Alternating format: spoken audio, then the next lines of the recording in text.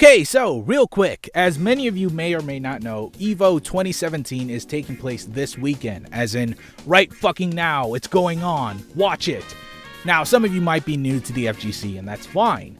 Though, when you take a look at EVO's current schedule, you might find yourself incredibly overwhelmed. Well, as someone who watches fighting game tournaments recreationally, I'm gonna try my best to navigate you through all the tournaments taking place at EVO right now. Hopefully you'll find the game that's right for you and you'll probably be part of the scene, or maybe you'll just abandon it, but it's good to have you around. Disclaimer, I'm not an FGC expert, I'm just a scrub who loves watching this shit. So, let's get started. The granddaddy of fighting games, baby! Now, Street Fighter V in its current state is somewhat controversial. There's been a ton of people within the community speaking out against the game due to its Season 2 patch making the game more casual friendly than ever before. The scene is strong, yes, but as it stands now, pros are questioning Capcom's integrity for the Street Fighter scene. Sure, they seem to be incredibly supportive, but people feel that the spectacle that was shown last year with Street Fighter V's tournament might be dwindling. Regardless, the game is still hyped to watch and the crowd will no doubt be one of the biggest EVO has to offer. People are still passionate for this game, and that's what makes it worth watching regardless of backstage politics. So check it out. The rival to Street Fighter's crown as king of fighting games. Tekken 7 has been out in Japan for 2 years now in the arcades, and that does unfortunately give the Japanese players a significant advantage over the rest of the world. However, ever since the game's release, it has been showered by nothing but praise by critics and fans alike. The mechanics of the game feel tight, and the game is an absolute spectacle to watch. While Tekken has been on the scene for a while with its home console release now available worldwide, Tekken 7 is currently making itself out to be Street Fighter V's deadliest competitor.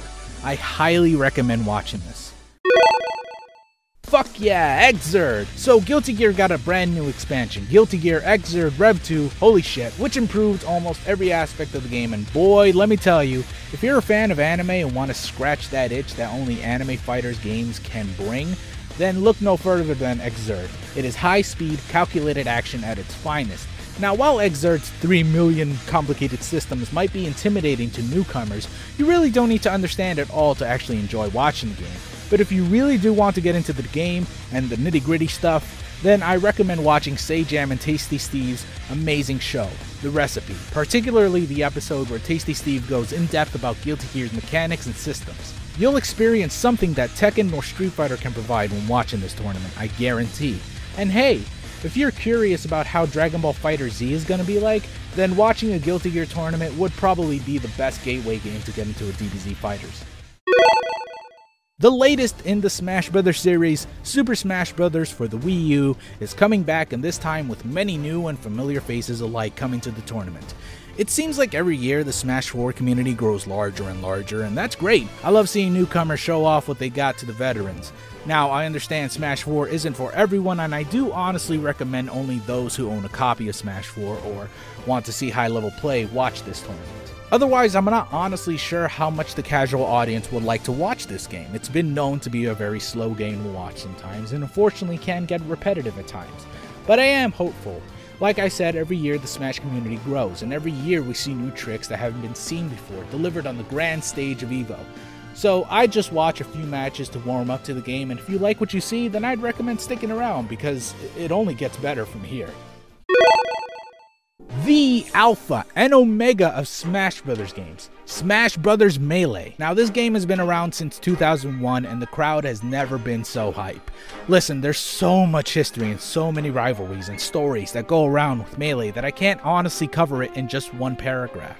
Just know that there's a reason that this game has had so many fans and spectators, just increasing every single year ever since its return to EVO in 2013.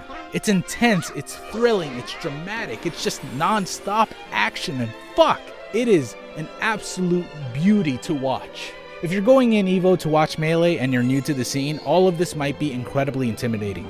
I recommend watching the Melee documentary, The Smash Brothers, on YouTube. This will give you insight on all the legends and stories told in the last 16 years this game has been out. From the ups and the downs to the insane, you won't regret it. Just keep in mind this documentary is 4 hours long, so yeah.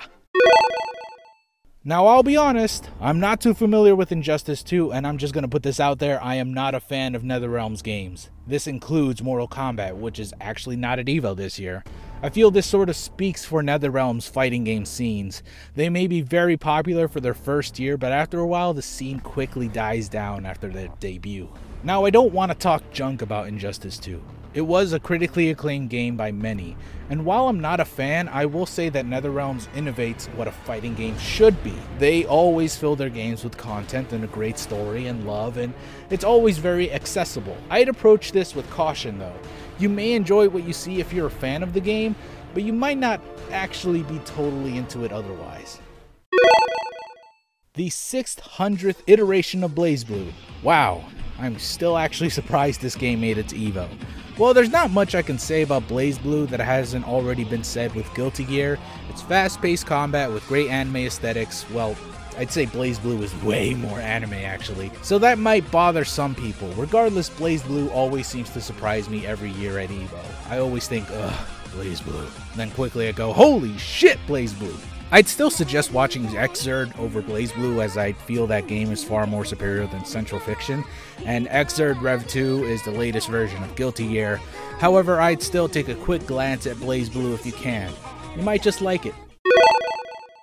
Now, I'm really not familiar with King of Fighters at all. I remember 13 being incredibly hyped back a few years ago when EVO still hosted the game, so I'm hoping the same thing happens this year. It's still a new game though, and this will mark its EVO debut, which may make or break the King of Fighters scene. If you're a longtime fan, I'm sure you've already made up your mind at this point, but if you're a newcomer and curious about it, well, truth be told, as am I. You'll just have to check it out and see for yourself.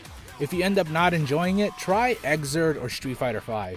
I feel like those are really good alternatives. This is it, the fucking hype man of the FGC. It's Marvel, baby! Now, MVC3 has been around for a long time. Not as long as Melee, but it has its history with EVO since its conception. MVC2 has its roots in EVO and owes everything to EVO. Nowadays, people always ask if Marvel will die out. Capcom has stopped supporting this game for a long time now, and licensing issues have made it difficult for the game to be supported. Ever since they announced Marvel vs. Capcom Infinite, people have been speculating if the new entry will be as good as the previous games, or if Capcom even cares about the series anymore.